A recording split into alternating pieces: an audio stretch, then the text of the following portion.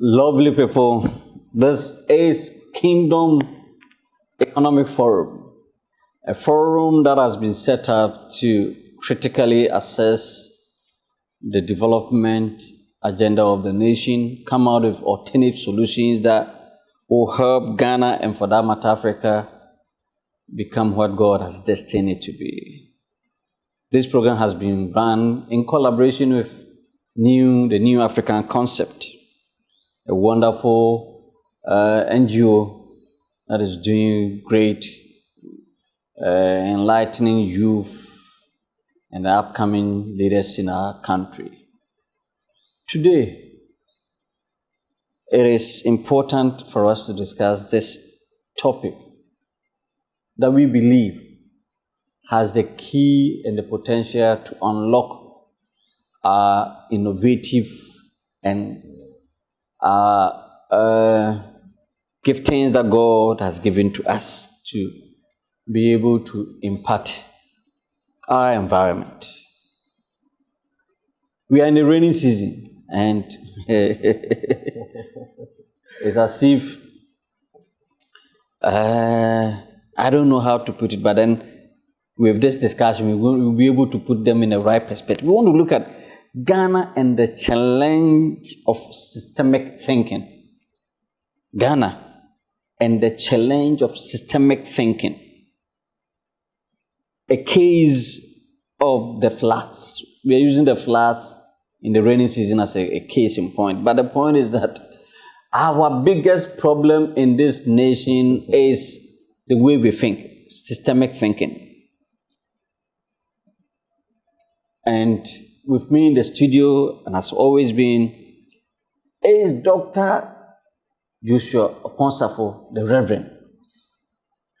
Doc, yes, you're welcome. Thank you very much. As we say always, if you have any comment, question, and even if there's any topic you want us to treat, please share on the comment section. We will take it up.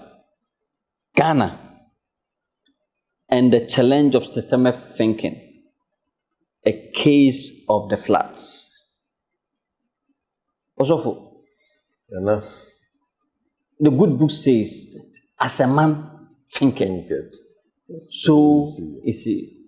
So we are a product of our thoughts. And a point in case is the ritual annual flooding festival. I think on this note, we want to ask that tourism ministry, or is it Ghana Tourism Authority, should earmark the flooding as part of the festivals we celebrate in Ghana. It's important we take note of that. The challenge of systemic thinking. Your thoughts, please.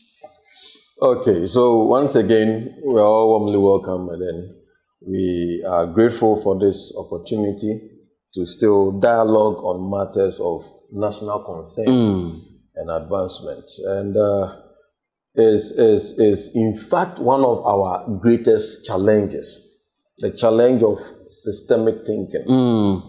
What we have in our system is what is termed as reactionary thinking. So it means that we can put it as either the opposite or the other end or the other form of systemic thinking. If you are not doing systemic thinking, then what you are doing is reactionary. Reactionary one. And that is what we find ourselves doing. So in reactionary thinking or reactionary response, I think we've shared here before that if you fail to act, then it means that you are going to react. So it means that there are two things. You are either acting or you are reacting. Reacting is based on sentiments and emotions, whereas action or acting in this context is based on analysis, analytical and critical thinking, and then arriving at a logical conclusion. So what is the problem that we have? So we'll have to also know where it is coming from, and then also we can then have our thoughts or our suggestions going forward, what we can do. But before we look at where it's coming from, we must admit that all across we have a systemic problem, and it has played its role in where we are talking about in terms of the flooding. If we have flooding happening every year, killing people, destroying both lives and properties, and it is not something which is just a contemporary thing. Even in the 1960s, even in the 1950s, I tell you, we were still having flooding. Then it means that this is the problem of the systemic, or the challenge of systemic thinking that we are talking about. And it is not only with flooding, but it finds its place everywhere that we go. Now, where is it coming from? Naturally, as a people, that is, so one is the cultural dimension. Okay. Now, the cultural dimension is such that we are coming from a place, as I said previously, I think somewhere last week, that we have the end, the cause, and the effect. Now, this is a framework for systemic thinking. When you are embarking on anything, and it does not resonate around these three. And normally, if you want to be reactionary, for which we are, we don't think along these lines. So, what is the end? When we are thinking of the end, then that is where values come in. The end is that we want to do something for the common good of the people. Yeah. So we must analyze and assess ourselves that the projects we undertake, what is the end material, or what's the end goal in those? So we are both addressing shall I say, what it is, and then what ought to be done. So in reactionary, the end goal is not to solve the problem. In systemic thinking, the end goal is to solve the problem. That is number one. That's very, very important. Very important. So just have these three things: the end, the cause, and the effect. The cause is to lead you to have an effect which resonates with the end. Yeah. In reactionary assessment, we are not having the end goal to be the solving of the problem. So let's take flooding. The reason why we have not solved it is because we are not having an end goal of solving it. Hence, we employ a cause which is temporal. And that temporal is when the thing happens, then in the heat of the moment, hey, there is fire, hey, the rains. Okay, what can be done? Then now the victims of the phenomenon, we try to reduce the tension or the fires they are going through. So if it is fire at Kantamanto, then we are looking at pooling resources. So the government gives this. And funny enough, we are so programmed to it that is where you find churches, individuals, our hearts. Some panels,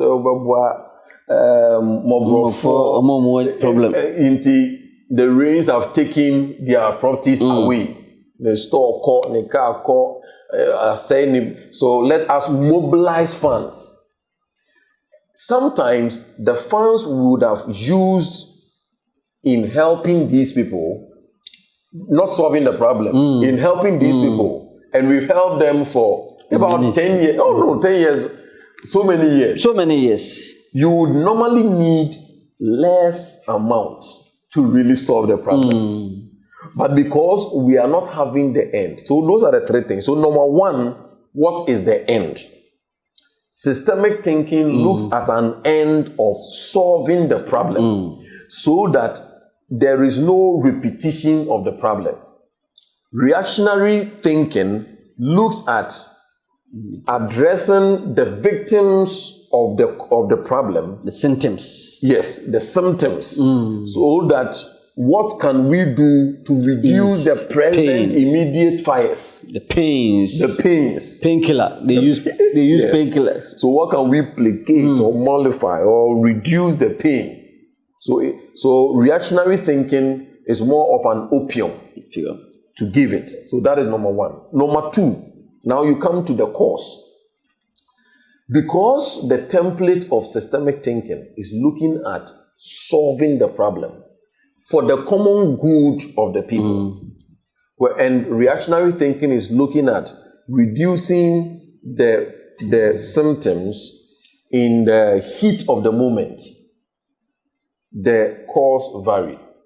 When you come to systemic thinking, now the cause will be an all-inclusive or holistic approach. That's it. Because you are setting off in the first place to solve the problem. So you are not in a haste to just do something to just off the scene. Hit and run. Hit and run. So here it becomes a holistic approach. Yeah. Where you analyze it. So we'll come to that. Now, when you come to the reactionary side, it is the hit and run. Because you can't say you per solve it. So we are not interested in solving it. We are rather interested in. So now, let's say NADMO. So NADMO is a good agency, but NADMO operating of itself becomes a reactionary thing. Yeah.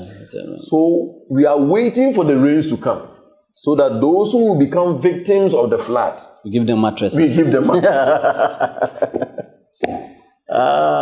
Whereas we could have pumped it to prevent the floods. Of course, you cannot prevent the rain. The rains, It's a natural phenomenon. but you can prevent the floods. that's the point. So we wouldn't have to now buy the mattress. That's the We wouldn't have to now give them temporary shelter. And all. And then let's say one bag of rice and then cooking oil. and then we wouldn't have to do those things if we are employing systemic thinking. So number two or level two is the cause. So the cause then becomes the protocols you are employing to give you the end.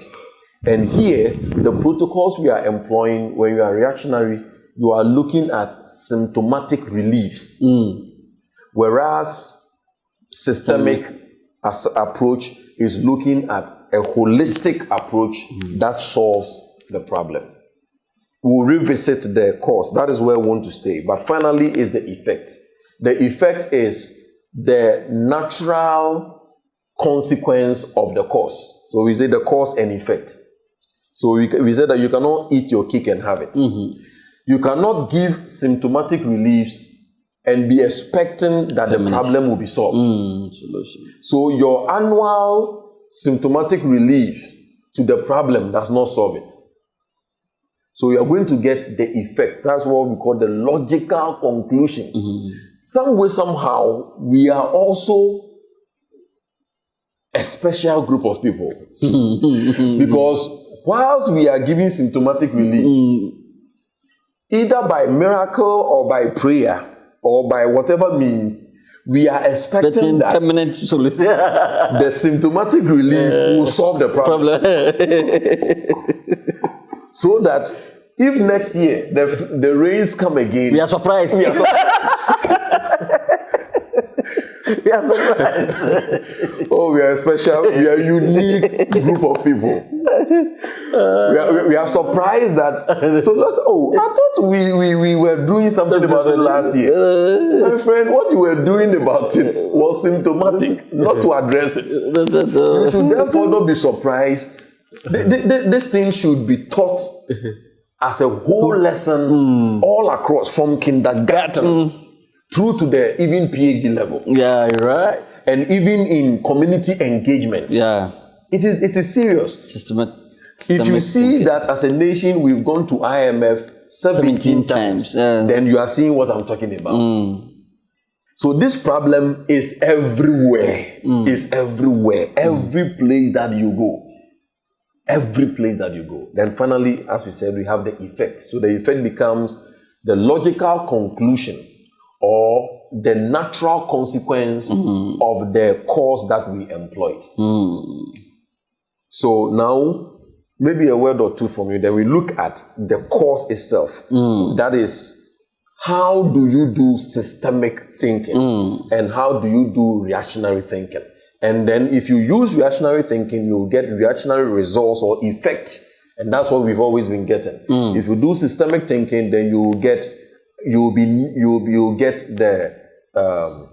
you'll get the systemic effect, which is solving the problem.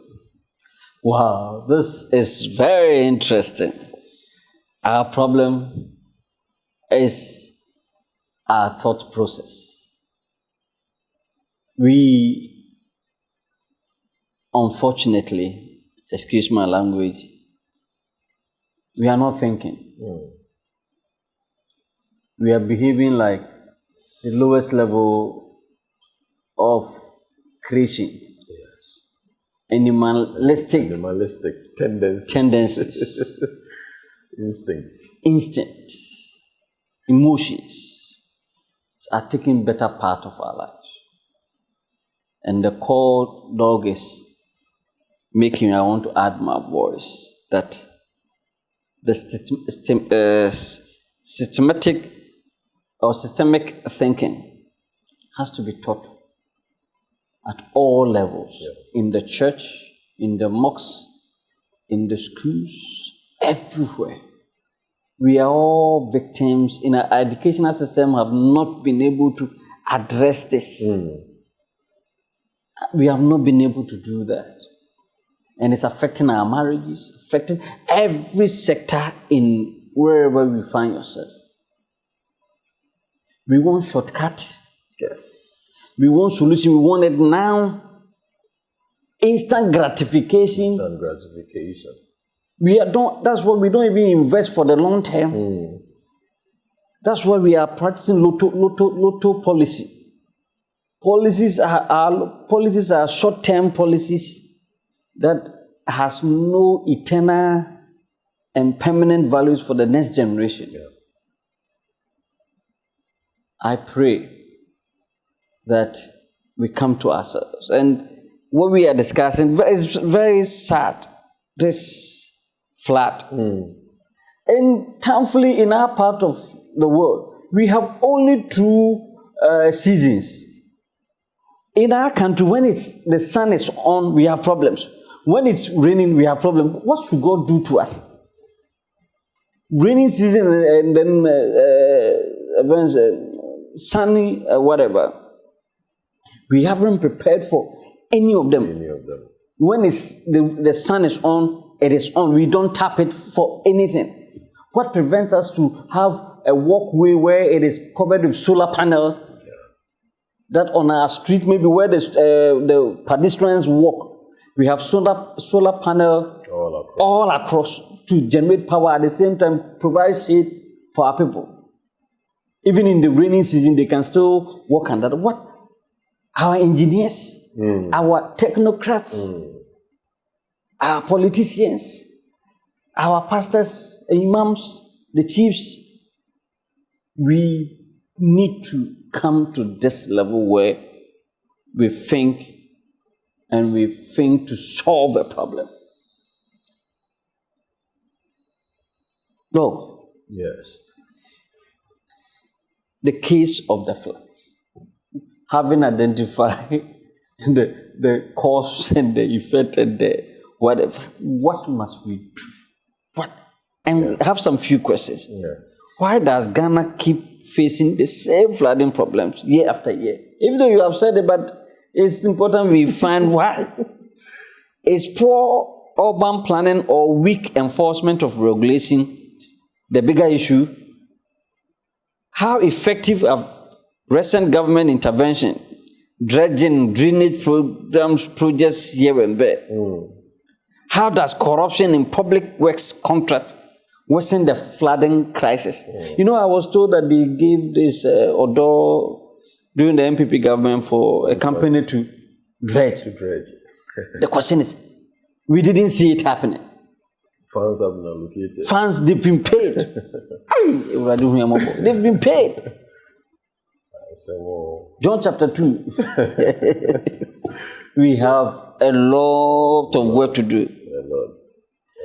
When somebody gets money, he doesn't care about flood or drainage. He would feel, oh man, we don't have fellow feeling. Somebody will just build a wall. He doesn't care about the neighbor. I have a friend who lives in East Legon, and he was telling me there's a man who they just heap the sand and in the road, and then when it floods, when it rains, the water comes into his house. Just so we don't care for anybody. It's I, myself, and me. The next person, and unfortunately, it's part of the systemic thinking. When somebody is doing what is wrong, we can't come together and say, we won't allow you to do this. We sit there, don't care, and when it rains, you want government to do what? You have the wrong perception. Say, if I tell this person, you might think that I'm a bad person. No, you have to fight. You need to speak truth to power. If somebody thinks that go to the assembly report. I don't know who gives permit. Stop building. They have a strategy. The one who is building will buy a paint and write. Stop building himself. I see. Oh yeah. So that when the other assembly members are coming out, they know that this it has been marked already. And what happens? I've been told that the president has given directive that all the structures in the waterway must be put. Congestion and yes. But I think that is good directive, but we need to look at it from systemic thinking approach. What is the end? Yeah. Having given this, somebody will take advantage and look for the one he doesn't like, and then you want to enforce it. But when it gets to his own people, he will not do that. We need to look at it from holistic. All those who have built wrongly, they have to. In fact, Mr. President, we shouldn't just let it end in the people who have built. Who gave the permit? We should go back to the assemblies, and they should be paid. They should be made to face who gave them permit to build. Yes. We should search out those people. And all those people who were given permit, and the president said we should pull down your structures. Go to those who gave you permit and collect your money. Yeah, who gave permit? Yeah. Who gave permit? Look, come in. The point you raised was that disaster has no conscience. Disaster has no conscience. So it means that when you see somebody doing something, we could bring about a disaster. Speak out. You speak out. Speak out. Because if you're not doing that, let's say even if you take the normal, let's say even malaria, so you are together in a compound house or a place, and then you are maybe 4 people or 4 tenants.